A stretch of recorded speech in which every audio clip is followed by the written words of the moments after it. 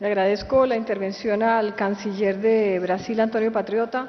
Le doy la bienvenida a la canciller Carolyn Rodríguez de Guyana, que se incorpora también a este diálogo, y le doy la palabra al canciller Luis Almagro del Uruguay.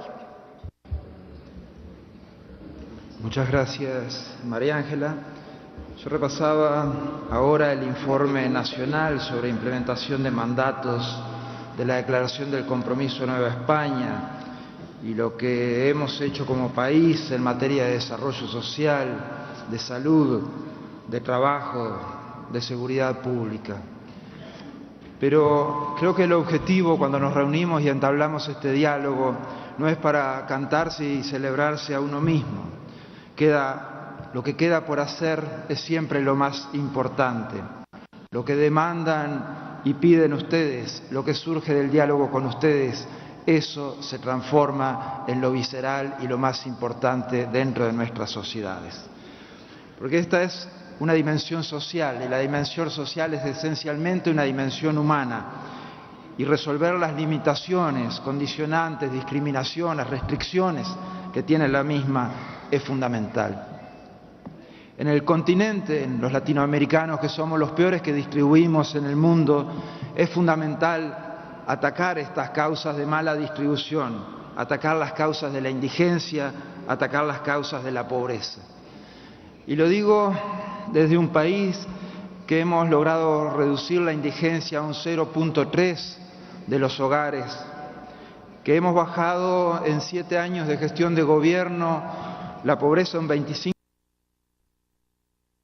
un 13%, prácticamente un 12%, bajar el desempleo por debajo del 6%. Pero quedan situaciones todavía por resolver. Quedan sectores donde se reproducen más fácilmente y afectan más profundamente los efectos nocivos de la pobreza, esos efectos sobre el medio ambiente, sobre la falta de acceso a salud, sobre los problemas de educación, sobre cada variable social que se ve golpeada y vapuleada por condiciones de vida malas o paupérrimas. Tenemos que atacar esta pésima distribución que tenemos en nuestros países, en nuestro continente. Y quisiera concentrarme en la educación como inversión fundamental en los recursos humanos de nuestros países, como instrumento fundamental en donde vamos a poder proyectarnos hacia el futuro. Algunas de las cosas que hemos avanzado, como el programa de una laptop por niño, con contenidos nuevos y potentes, con contenidos educativos, habiendo asignado los mayores porcentajes de la historia para la educación en relación al PBI, alcanzando prácticamente más de un 4%. La inversión que continúa es todavía más necesaria, la inversión en mejorar la infraestructura para la educación, darle mejores servicios a esa educación, una acción social afirmativa sobre aquellos sectores más vulnerables que tienen mayores riesgos para no completar su ciclo educativo. El acceso al conocimiento desde el más elemental, que implica extender el ciclo educativo a la más temprana edad posible, si es posible 3 años, hasta el más sofisticado conocimiento, que es lo que hace a la excelencia de nuestra ciencia y de nuestra tecnología. Todos nuestros principales asuntos pendientes hacen a derechos humanos. Cada uno de ustedes es transversal a derechos económicos, sociales, culturales, civiles y políticos, y ninguno puede quedar atrás. La desigualdad hace que estos derechos no estén suficientemente garantizados para todos. Cuando vemos ese 12% de la pobreza del Uruguay, ¿dónde está? Está fundamentalmente en familias monoparentales, en los cuales están dirigidas por la mujer. Están fundamentalmente en niños, prácticamente 1/3 de los menores de 6 años. Están un 40% de aquellos que no han terminado su educación secundaria. Están ahí. Un porcentaje alto de afrodescendientes, lo cual revela esas cosas que tiene la desigualdad y lo que es necesario lograr la plena vigencia de las convenciones internacionales de las que formamos parte y las normativas nacionales que atacan a la desigualdad, a la discriminación, a las inequidades por temas de género, infancia, juventud, discriminación racial. Aquellas que hacen a mejores condiciones de medio ambiente, salud pública, que resuelvan temas como la vivienda digna para todos, derecho al trabajo, un salario justo, acceso a la salud, seguridad. la acción afirmativa sobre las causas de la pobreza y la pobreza extrema. Que esta cumbre sirva para excluir la exclusión, para incluir a todos. Y fundamentalmente, y viendo en la perspectiva y escuchando discursos anteriores, a la cultura indígena, ancestral y originaria de este continente, y que debe tener el lugar que merece en las discusiones de estas cumbres. Muchas gracias.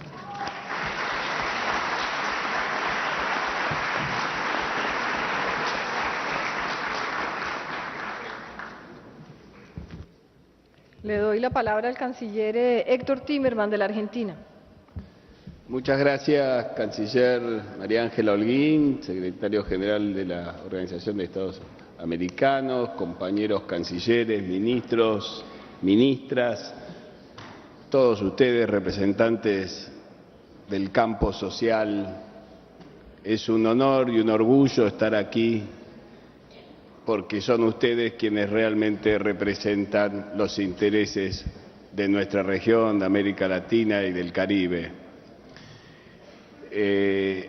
Dentro de unos meses me invitaron a participar de una conferencia para debatir el tema de la pobreza y compartirlo con los 300 empresarios más ricos del mundo. Yo dije, pero si vamos a hablar de la pobreza, ¿por qué no invitamos a los pobres?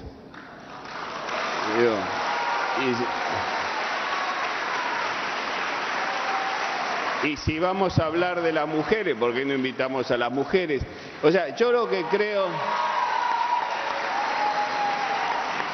creo realmente es que durante muchos años en nuestro continente estuvimos acostumbrados a que los gobiernos tenían como misión hacer de serviles de un establishment que estaba en contra de las grandes mayorías. Cuando nosotros llegamos al gobierno, encontramos un país devastado, un país que estuvo al servicio del consenso de Washington, un país donde la pobreza había llegado a límites insostenibles, nunca vistos en la Argentina, un país donde se había discriminado a los pueblos originarios, donde la educación no era una prioridad. Les recuerdo algo, en la Argentina en el año 2003, cuando asumimos, se dedicaba el 6% del presupuesto a pagar la deuda externa y el 1% a la educación.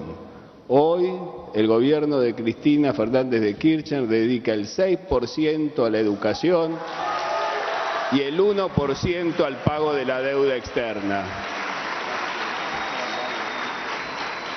Cuando nosotros llegamos al gobierno, recordamos que cuando fue derrocado el general Juan Domingo Perón en el año 55, los trabajadores tenían el 50% del Producto Bruto.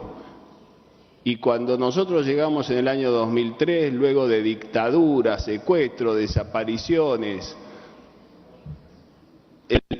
los trabajadores no llegaban ni siquiera al 29%. Y hoy, después de un par de años de gobierno al servicio del pueblo, los trabajadores argentinos tienen el 49% del Producto Bruto y vamos por más. Y también quiero decirles que la Argentina es el primer país que reconoce la diversidad sexual, reconociendo y haciendo ley el matrimonio igualitario. Porque nuestra tarea es hacer cómodo al que está incómodo e incómodo al que está cómodo. Pero yo hoy vengo a pedirles vengo a hablarles de otro tema, porque ustedes son los representantes del pueblo y yo me quiero dirigir a los representantes del pueblo. Parte del territorio argentino está bajo el dominio de una potencia colonial, extraterritorial como es Gran Bretaña, y me refiero a las Islas Malvinas.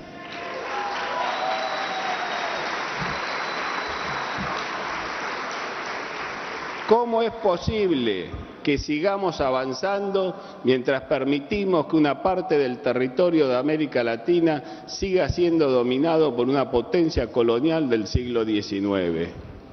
¿Cómo podemos lograr que las Naciones Unidas sean un lugar donde todos los países seamos iguales, como los pueblos debemos ser iguales entre todos nosotros. Es posible que en las Naciones Unidas 40 resoluciones llamando a Gran Bretaña a negociar no sean reconocidas y luego Gran Bretaña pretende tener autoridad moral para exigirle a otros pueblos que acepten las resoluciones que ellos votan en las Naciones Unidas.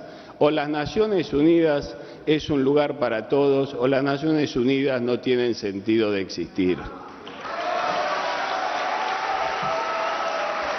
De estar presente aquí, de estar acompañándolos a todos ustedes, de decirle que la prioridad del gobierno argentino es la inclusión social. Ayer leía algo realmente llamativo.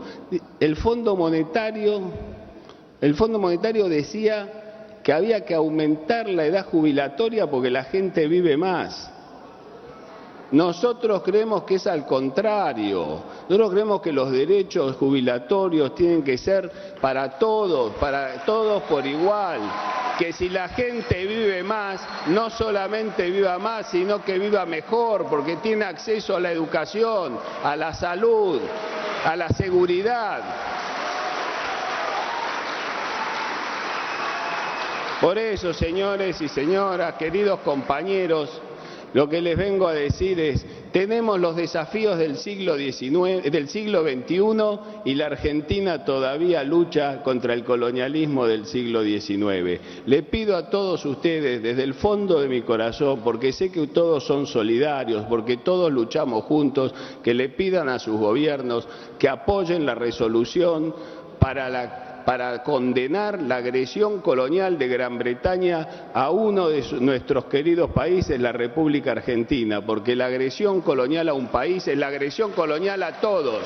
Y mientras la Argentina no sea un país soberano, ningún país va a ser soberano en América Latina. Muchas gracias, señores.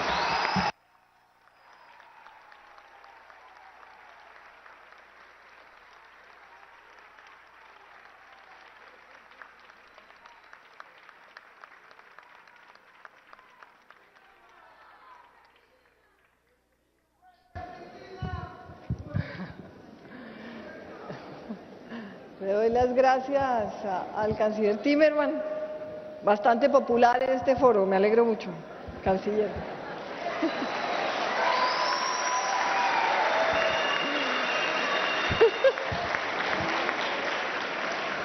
Le voy a dar la palabra al canciller del Perú y inmediatamente después el representante de Dominica para darle la palabra nuevamente a la sociedad civil. Tenemos tres intervenciones que quedan pendientes y no quisiéramos que se pasara. El señor presidente Juan Manuel Santos se va a unir a nosotros a las 12:15 del día, entonces queremos que todos sean oídos. Canciller Rafael Roncagliolo tiene la palabra, le solicito si estamos en los 5 minutos justos.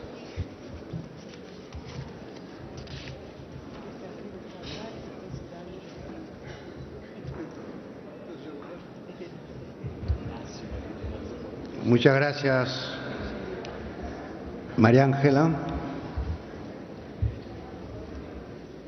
Esta oportunidad de diálogo entre representantes gubernamentales y representantes de la sociedad civil tiene un valor en sí misma. En primer lugar, porque ya no solo los estados son sujetos de la política y de las relaciones internacionales. Hace décadas pasaron a ser sujetos muy importantes las corporaciones transnacionales y hoy en día las voces de la sociedad civil enriquecen y se vuelven fundamentales en el diálogo internacional. Hay una desestatización de la acción internacional.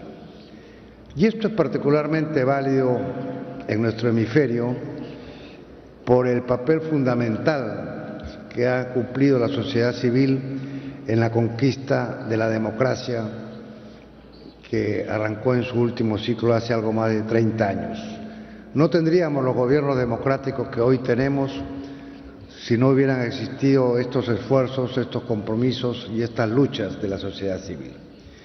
Lo importante es entender que los gobiernos democráticos no son iguales a los gobiernos dictatoriales y que lo que en la época de las dictaduras exigía lucha y combate, ahora exige diálogo. Los gobiernos democráticos no pueden negarse al diálogo con la sociedad civil y la sociedad civil tiene que tener un lugar legítimo y pleno en el diálogo con los estados y en la construcción de políticas públicas. Esto es consustancial a la idea misma de democracia. No hay democracia viable, no hay democracia sustentable, duradera, como ustedes la quieran llamar, si no hay esta inclusión. La democracia, hoy lo sabemos, no son solo las elecciones, porque democracia electoral tenemos en forma consolidada en la región. Tampoco es solo la separación de poderes y el Estado de Derecho, que son muy importantes para el ejercicio democrático, pero no se puede olvidar que la democracia es también la aspiración a la igualdad, que es lo que la palabra significa sustantivamente. La democracia se define por un origen, que es electoral, se define por un ejercicio, que es el Estado de Derecho, pero también se define por sus resultados. Aquella vieja frase de gobierno del pueblo, por el pueblo, para el pueblo, alcanza su sentido en esta idea. Y por lo tanto, el problema que tenemos hoy día en la región, precisamente porque estamos siendo actores de un crecimiento económico notable que contrasta con otras partes del mundo, la tarea de hoy es hacer una democracia con resultados democráticos, es decir, una democracia con participación y una democracia con inclusión. Esto nos parece a nosotros el verdadero desafío. Y cuando celebramos el crecimiento económico de nuestros países, ojalá podamos celebrar el grado de participación social y el grado de inclusión de nuestras democracias y la superación de la condición actual en que hay ciudadanos de primera y ciudadanos de segunda, electores de primera que pueden financiar las campañas electorales y orientar la agenda, y electores de segunda que felizmente que la mayor parte de veces sin éxito tratan de ser manipulados por los grandes poderes.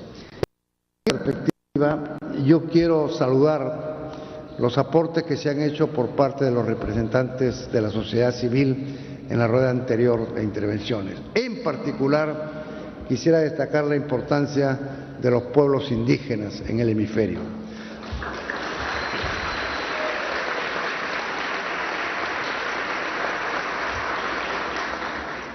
Todos los países de este hemisferio, todos sin excepción, han sido excolonias de las potencias europeas. Todos los países de este hemisferio, sin excepción, tienen una deuda profunda, una deuda secular con las reivindicaciones de los pueblos indígenas. Así como todos tenemos un compromiso anticolonial, porque la lucha contra el colonialismo se originó primero en el norte de América. El norte de América fue solidario con América Latina y luego, tanto en el Caribe como en América continental, hubo una permanente solidaridad en la lucha contra el colonialismo. Por eso es que no se puede entender que algún Estado se oponga a la necesidad de continuar la lucha contra el colonialismo en el caso de las Islas Malvinas, que es un residuo colonial.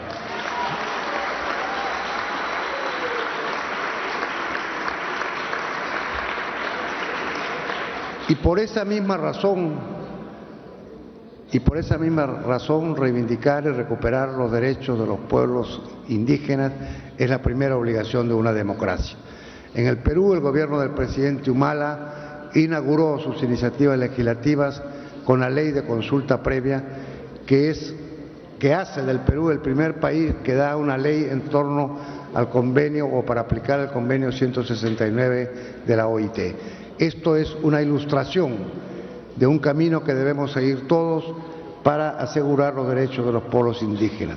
De igual manera quisiera destacar el papel de los trabajadores, el derecho a la libertad sindical y el derecho al trabajo digno.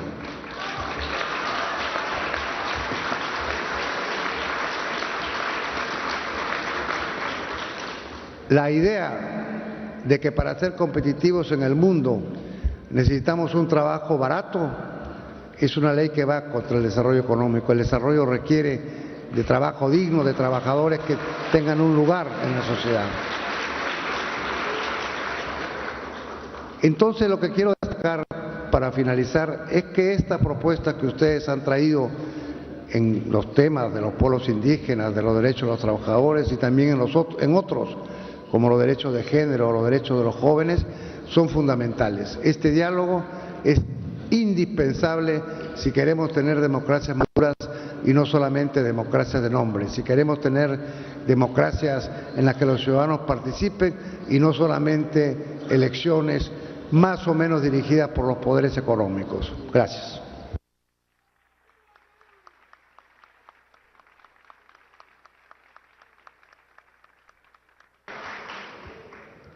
Le voy a dar la palabra al señor canciller del Paraguay y agradecerle al representante de Dominica que le ha dado el turno.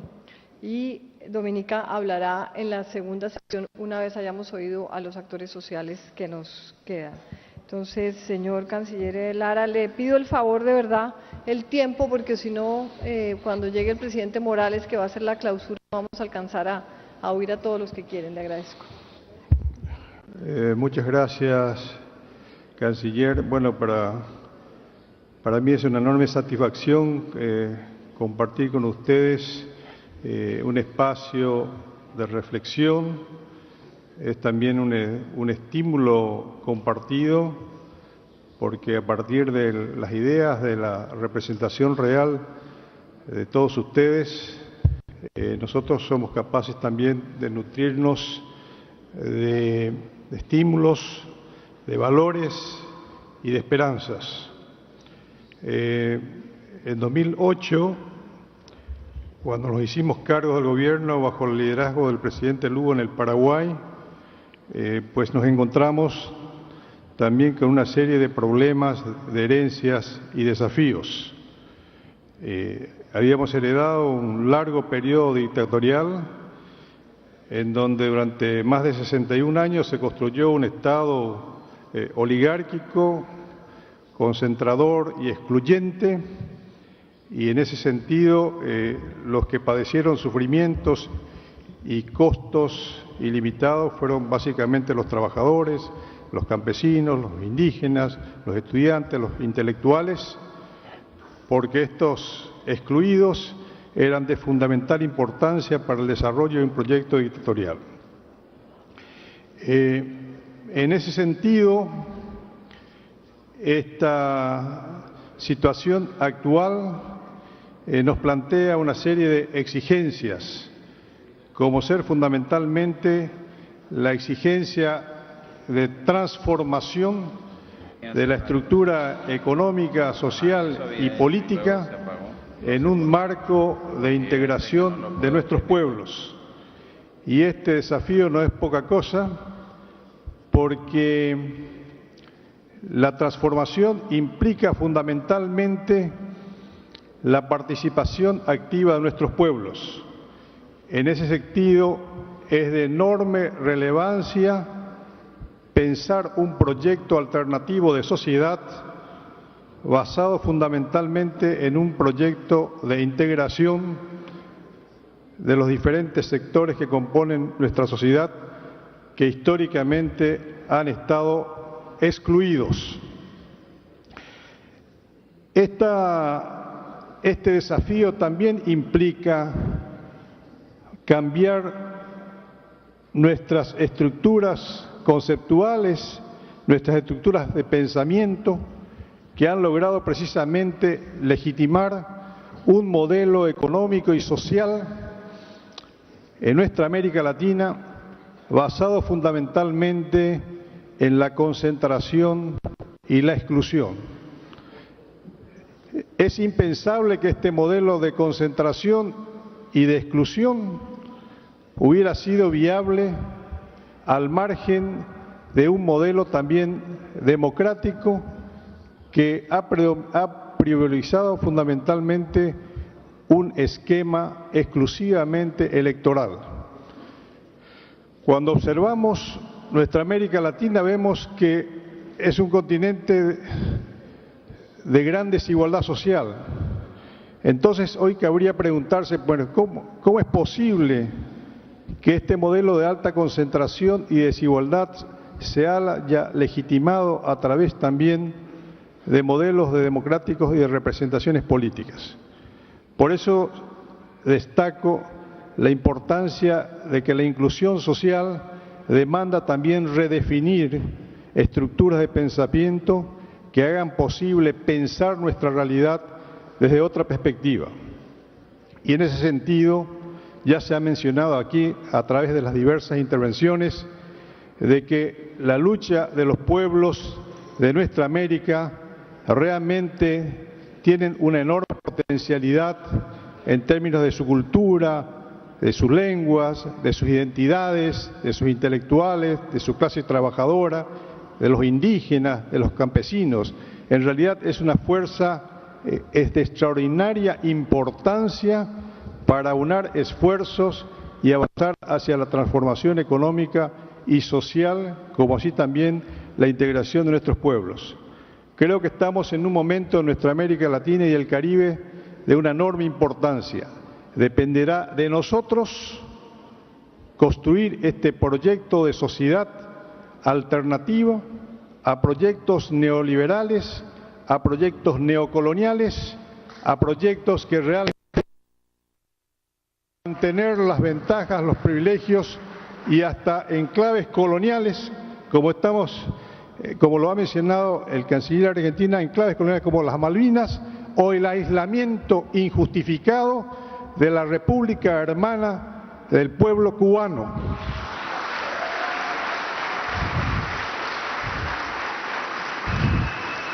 Estas reflexiones compartidas, este encuentro, por eso es de un gran estímulo para aunar esfuerzos y construir un proyecto alternativo que conduzca efectivamente a la transformación del modelo económico, político y social de nuestras sociedades latinoamericanas y del Caribe, porque de lo contrario seguiremos haciendo proyectos de inclusión social selectivos y fragmentados.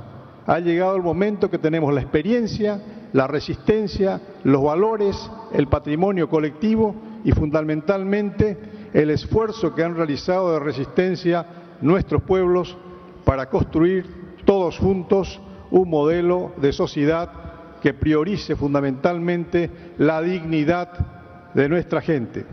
Así que le estoy muy agradecido el haber participado, escuchado los comentarios y las reflexiones de los representantes de la sociedad civil, porque la inclusión requiere un protagonismo activo para redefinir el curso del presente y del futuro de nuestras sociedades. Basta mirar el futuro cuando en cada calle o en cada región de nuestra patria encontramos hoy habitantes, niños y niñas, que a pesar de la explotación, a pesar de la injusticia, a pesar de la desesperanza, esos niños que habitan hoy buena parte de nuestras regiones aún conservan, a pesar de las injusticias, aún conservan la sonrisa, la ternura, la alegría y la confianza en un presente y el futuro que depende fundamentalmente de la responsabilidad y compromiso de nuestros pueblos. Gracias, canciller, y gracias a todos ustedes por esta oportunidad.